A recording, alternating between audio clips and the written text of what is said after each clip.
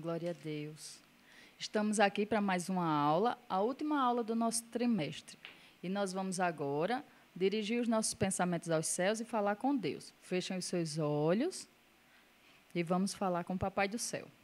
Senhor Jesus, graças te damos por mais uma aula da classe dos juniores. Graças te damos por cada um que está visualizando esse vídeo, Pai. Abençoa com uma bênção especial. Abençoa nossa aula, abençoa nossos corações, para que a gente possa guardar a Tua palavra nele e não vir a pecar contra Ti. Nós te louvamos e te agradecemos por tudo, em nome de Jesus. Amém. Glória a Deus. Como eu falei, é a nossa última aula do trimestre. O primeiro trimestre de 2021 já foi. Essa é a 13ª aula. E vocês que estão acompanhando as nossas lições, lembram que a gente está falando sobre felicidade, né? E nós passamos até a 12ª, 12 lições, procurando ver o sentido real da felicidade. Então, feliz quem servia a um Deus com firmeza, feliz quem batalhava pela paz, feliz quem pregava a palavra, feliz quem dividia as coisas. Então, essa questão da vivência cristã era o que nos traria felicidade. O desfecho da nossa lição vai dizer assim: servimos a um Deus de amor.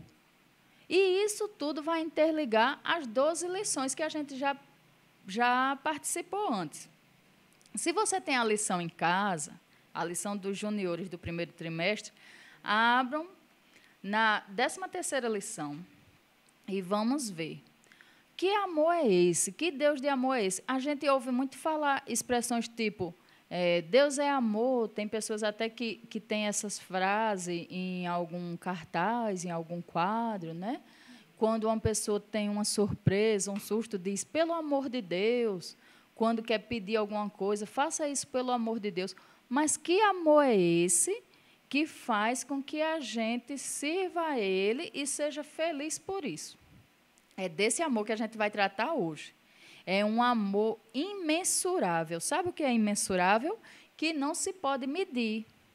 Imagine a sua altura. Quanto você mede? Você mede 1 metro, 1,20 m, um pouco menos, 90 centímetros. Pense no seu tamanho. Pense no tamanho dos seus pais. Pense no tamanho da sua casa, da nossa cidade, do nosso estado, do Brasil. Pense no planeta Terra, no universo. O que você conseguir pensar, o amor de Deus ainda é maior. Não é lindo isso? E não é misterioso? Como é que vai caber nas nossas mentes um amor que não se pode calcular o tamanho? E por que a gente afirma isso com tanta certeza? Porque a palavra de Deus traz para nós fatos e textos que comprovam que esse amor existiu, se fez carne e habitou entre nós. Como pode isso? Então, hoje a gente vai estudar 2 textos bíblicos que vai apontar para esse amor. O primeiro texto está no livro de Filipenses, não a carta, na verdade, capítulo 2, do versículo 1 ao 8. Você vai encontrar Filipenses no Novo Testamento, peguem as suas Bíblias, e vocês vão passar todos os livros que são os evangelhos. Lembra? Mateus é o primeiro, aí vai vir Marcos, Lucas e João. Aí vem o livro de Atos. Esse livro é muito importante, ele fala também sobre o amor, porque ele fala sobre a primeira igreja, a igreja primitiva, certo? E a base deles era o amor. Então, você continua. Depois desse livro de Atos, vai vir Romanos, aí vai vir Coríntios, 1 Coríntios, 2 Coríntios, pode ir, continue para frente, Gálatas, Efésios, chegou em Filipenses, está vendo? Isso são epístolas, cartas, que o apóstolo Paulo escrevia e que a gente viu até em algumas lições desse trimestre. No capítulo 2, a partir do versículo 1, leiam comigo o segredo do amor, que a gente já vai ter um esboço do que é esse amor tão grande que a gente trouxe para falar hoje aqui para vocês, tá certo? Filipenses, capítulo 2, a partir do versículo 1 até o 8. Portanto, se há algum conforto em Cristo, se há alguma consolação de amor, se há alguma comunhão no Espírito, Se alguns estranháveis afetos e compaixões, completai o meu gozo, para que sintais o mesmo, tendo o mesmo amor, o mesmo ânimo, sentindo a mesma coisa. Nada façais por contenda ou por vanglória, mas por humildade. Cada um considere o outro superior a si mesmo. Não atente cada um para o que é propriamente seu, mas cada qual também para o que é dos outros.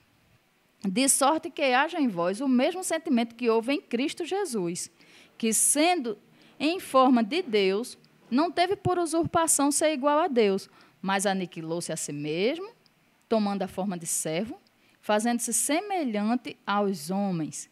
E, achado na forma de homem, humilhou-se a si mesmo, sendo obediente até a morte, e morte de cruz.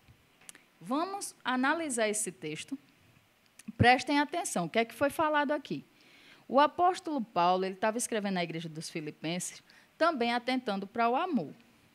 Esse texto ele serve muito para nós, nos dias de hoje. Vejam só, se a gente crê em Cristo, somos cristãos, professamos uma fé em Deus, né? Cremos no plano da salvação, que foi qual? Deus enviou o seu Filho para que morresse morte de cruz, e quem cresce nele seria salvo, a partir do arrependimento dos seus pecados, né? Aquele processo todo que a gente passa. Glória a Deus por isso. Mas é só reconhecer que é pecador, aceitar Jesus e pronto, acabou-se? Não.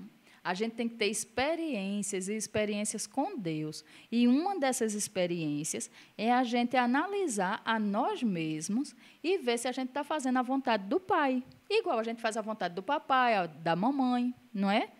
Só que assim, mais importante ainda, porque a gente vai fazer a vontade do nosso Deus, aquele que deu o nosso pai, deu a nossa mãe, deu a nossa vida, não é verdade? Então, vejam só. O apóstolo Paulo disse assim, que se a gente tem algo de bom, alguma consolação, alguma comunhão, algum amor, algum carinho, que a gente possa completar as alegrias fazendo que seja o mesmo amor. Ou seja, se eu sinto amor por Cristo, se eu sinto alegria em servir a Cristo, então que esse amor e essa alegria seja comum a mim, a você, a todos os irmãos. Por quê? Porque a gente não pode fazer nada que gere contenda ou vanglória. Vanglória é a amostração, tá certo?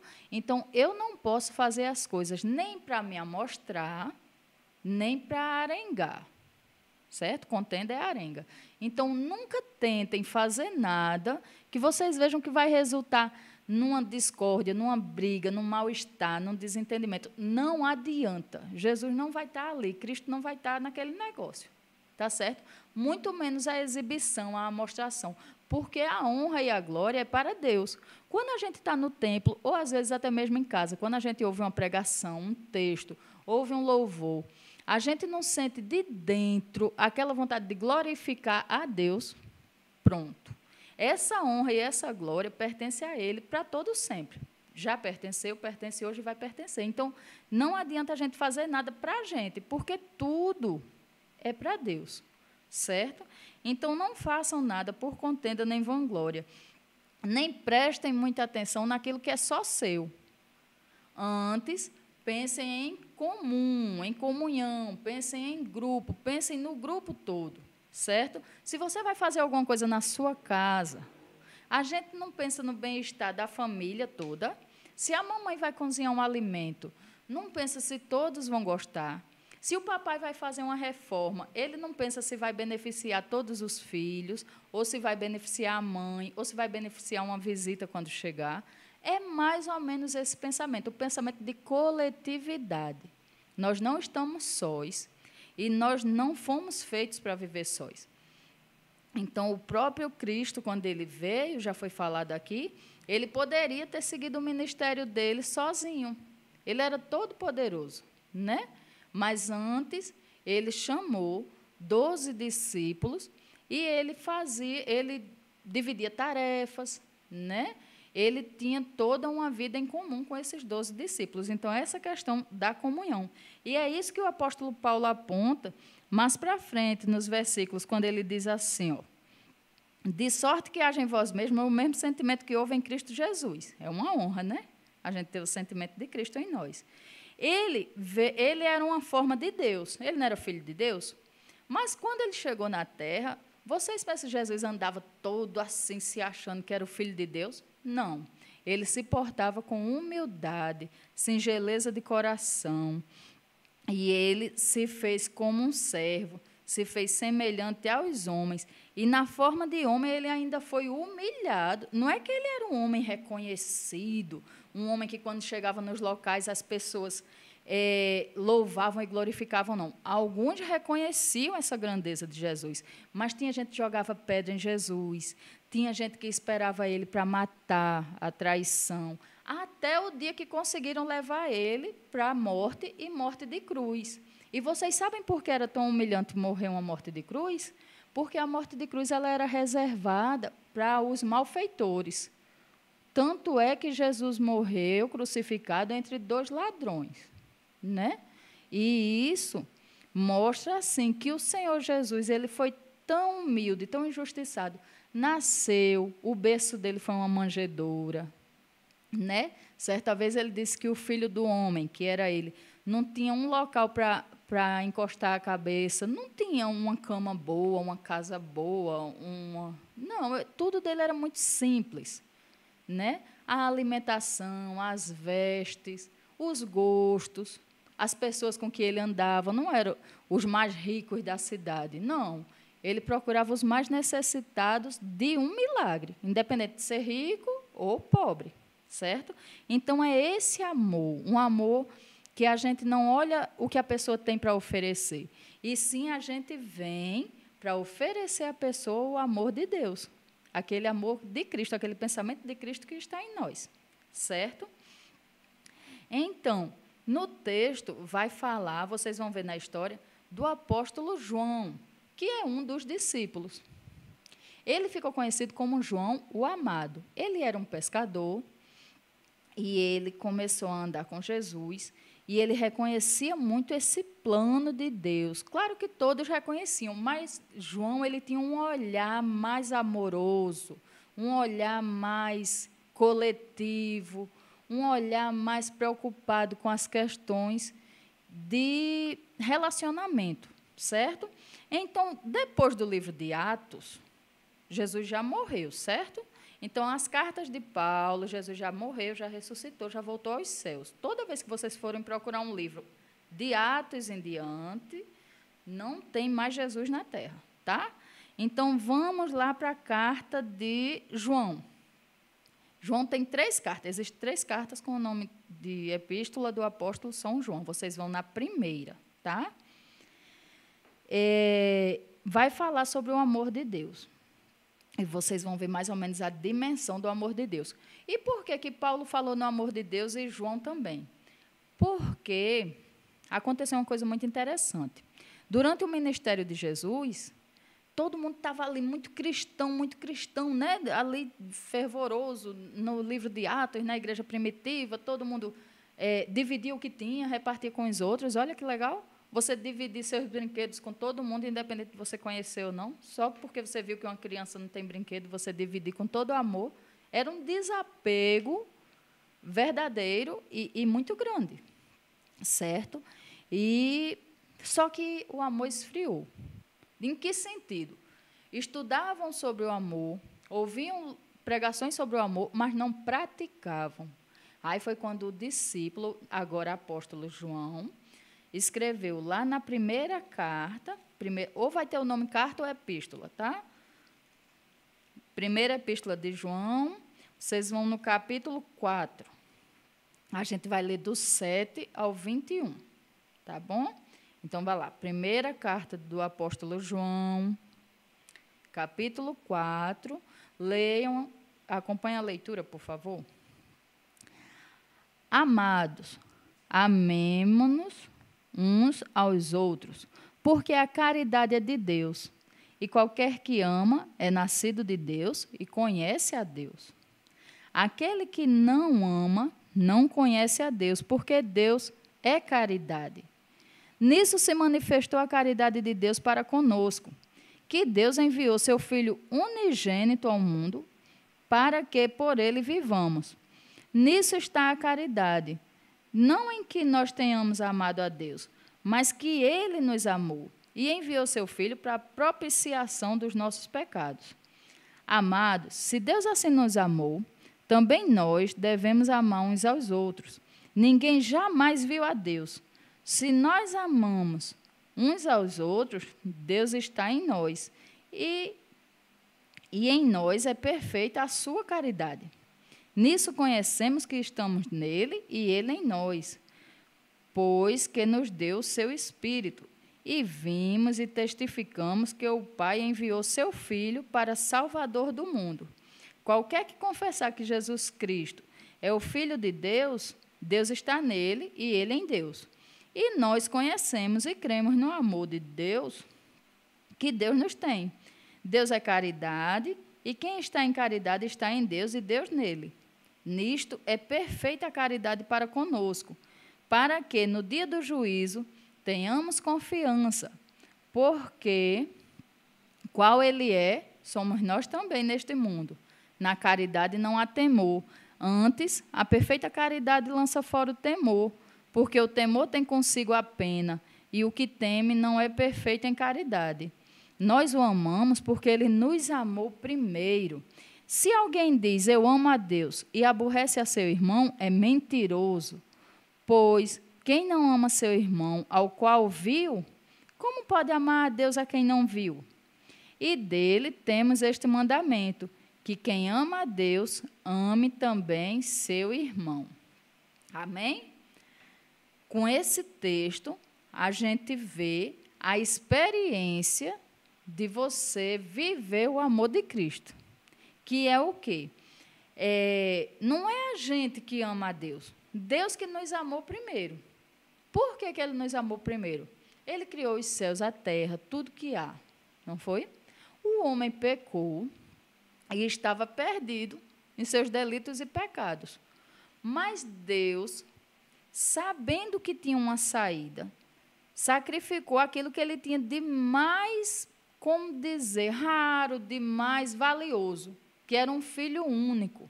Se fosse um filho em meio a 10, de todo jeito era filho, e ia fazer falta, um pai sacrificar um filho por amor de uma humanidade que já estava perdida em delitos e pecados, é muito amor, não é verdade? Então, ele sacrificou, fez com que Jesus viesse, nascesse, sofresse, sentisse fome, frio, calor, tudo Jesus sentiu, agonia, tudo, né? Mas só que Jesus não pecou. Durante toda essa trajetória, mesmo sofrendo todas as coisas, ele foi uma criança, ele foi um adolescente, ele só veio a ser batizado e saiu pregando o evangelho quando ele já tinha 30 anos, ele já era um jovem, né? Então, imagine que ele passou todas as coisas de uma infância pobre, de uma adolescência, né, carente, mas muito temente aos pais, muito temente a Deus. E não era aquele temor do medo. Viu que aqui tem um versículo que diz que o temor traz pena? A gente, quando tem medo, a gente tem, por exemplo, seu pai manda você não fazer uma coisa, aí você não faz por medo. Aí, se eu chegar e disser assim, vamos fazer tal coisa, você diz não, porque se eu fizer, meu pai vai brigar. Então, isso é o temor ao medo, à pena, ao castigo que você vai sentir, né? Já o amor, que é o amor de Deus, a gente ama ele porque a gente reconhece todas as virtudes, né? Todo o amor, todo o desprendimento que ele teve em dar o seu filho unigênito, para que, ainda que não padeceu pecado, ele não teve pecado nenhum, nem por pensamento, nada, nunca falou nada errado, nada, nunca tratou ninguém mal. Porém, ele teve uma morte humilhante, uma morte de cruz, que é bendita para nós. Por quê? Porque ele morreu para que todo aquele que nele cresce tivesse a vida eterna. Então, glória a Deus por isso. O fato em si isolado, a gente não consegue ver a dimensão.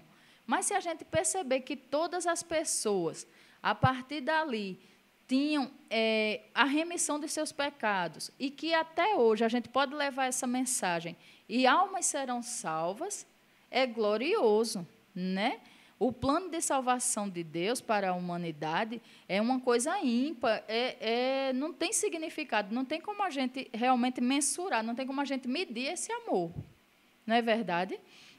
Então, mas, baseado nesse amor de Deus, baseado na mente de Cristo, baseado na vivência que ele teve, há um mandamento: amar o nosso irmão.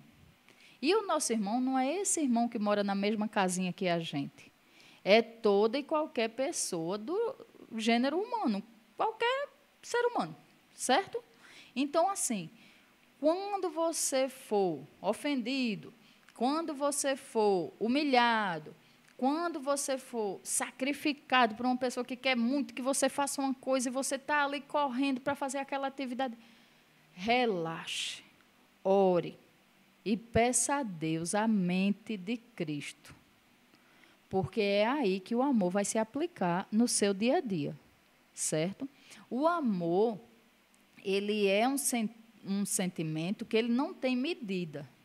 Não tem, você não vai amar mais a um do que a outro. Exercite o amor através do perdão, não guarde rancor, seja de uma palavra que você ouviu e não gostou, seja de um coleguinha que brigou com você, seja de alguma coisa que alguém fez que lhe envergonhou, ore. Peça a Deus a mente de Cristo e exercite o amor. O amor é um exercício diário, contínuo, que vai fazer você crescer na obra do Senhor, crescer como ser humano e vai fazer com que o Senhor se agrade, né, desse seu pequeno sacrifício. Então, se alguém diz que ama a Deus, ai, como eu amo, olha, eu não sei nem medir esse amor que eu tenho por Deus, mas não perdoa seu irmão, não vê a necessidade do seu irmão, não atende um pedido do irmão, está mentindo. A palavra de Deus aqui diz, né? E se está mentindo, como é que pode amar a Deus que nunca viu? Só escuta falar. Então, exercite o amor diariamente com as pessoas que você conhece, independente de serem pessoas que lhe agrade ou lhe desagrade, certo? E por falar em medida de amor, hoje nós não vamos ver a atividade, mas eu vou deixar uma experiência e eu queria que quem fizesse, por favor, desse o retorno, tá certo? Vocês vão pegar um recipiente, pode ser um copo, um pote de vidro, qualquer coisa que seja transparente ou que você consiga ver o seu interior, certo? E vocês vão encher de pedra. Pode ser brita, pode ser aquelas pedrinhas redondas, pedrinha de aquário, pedrinha. Encham esse recipiente, não precisa ser um recipiente grande. E quando ele estiver cheio de pedrinha, você vai pegar a areia. Pegue 2, 3 colheres de areia, se você tiver com um copo. E coloque nos espaços entre as pedrinhas. Vá manuseando e vá colocando areia, areia, areia. Quando você achar que já está cheio de areia e de pedrinha, você vem com mais um meio copo de água e vá colocando em cima dessa mistura, para você ver se ainda vai caber água. Vai caber sim, eu já vou dizer aqui. Por quê? Porque o amor é como se fosse isso. Estava cheio de pedra. Veio a areia preencher o espaço entre as pedras. Se você colocar água em cima, vai preencher os espaços e ainda vai caber, né? O amor, ele é isso.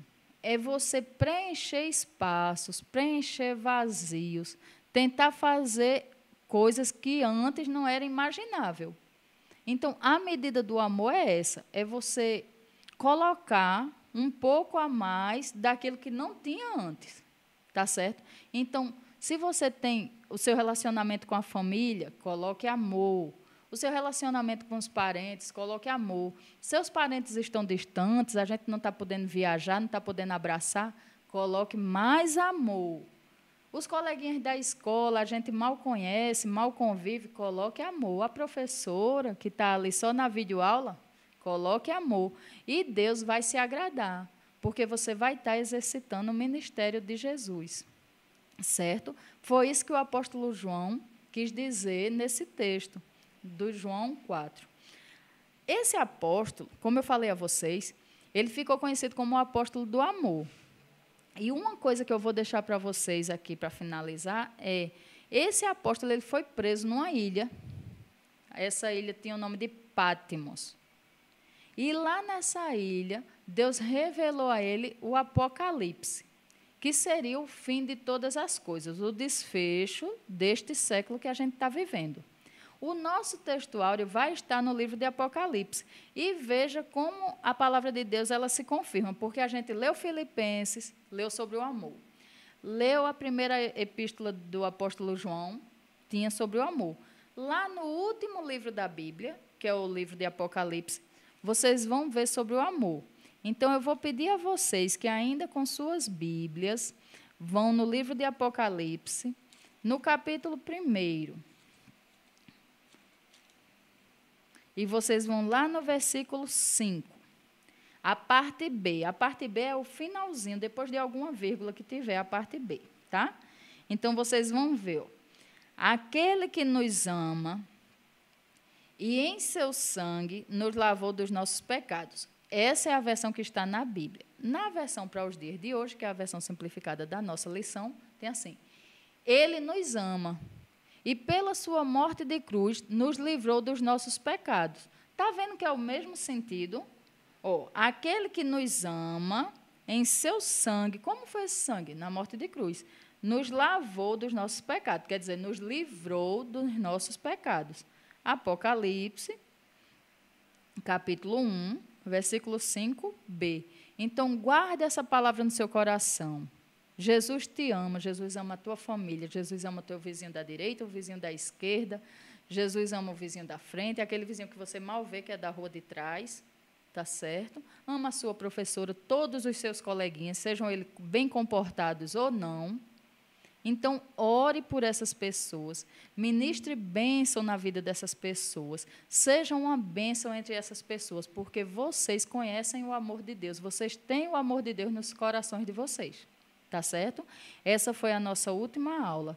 E com essa aula, a gente vai dizer que é feliz quem serve a um Deus de amor, porque o amor é o segredo da nossa felicidade.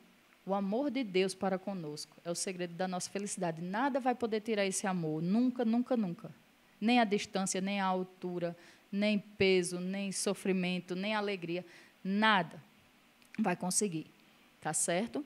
Então, vamos orar encerrando a nossa aula, encerrando o nosso trimestre. Que Deus abençoe, que vocês tenham uma vida cristã, que vocês possam colocar para fora o que vocês têm de melhor em seus corações. Tá certo? Vamos agradecer ao Senhor, fechem os olhinhos e vamos elevar os nossos pensamentos aos céus. Maravilhoso Deus, nós te louvamos e te agradecemos, Senhor, por esta aula.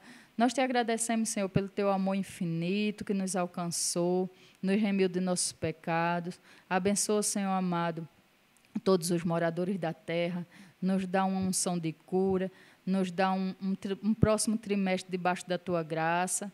Nós te agradecemos e te louvamos por cada vida envolvida nessa transmissão, por cada pessoa que vai assistir, Senhor. Usa com a tua unção de amor. Nós te louvamos e te agradecemos em nome de Jesus. Amém. A paz do Senhor.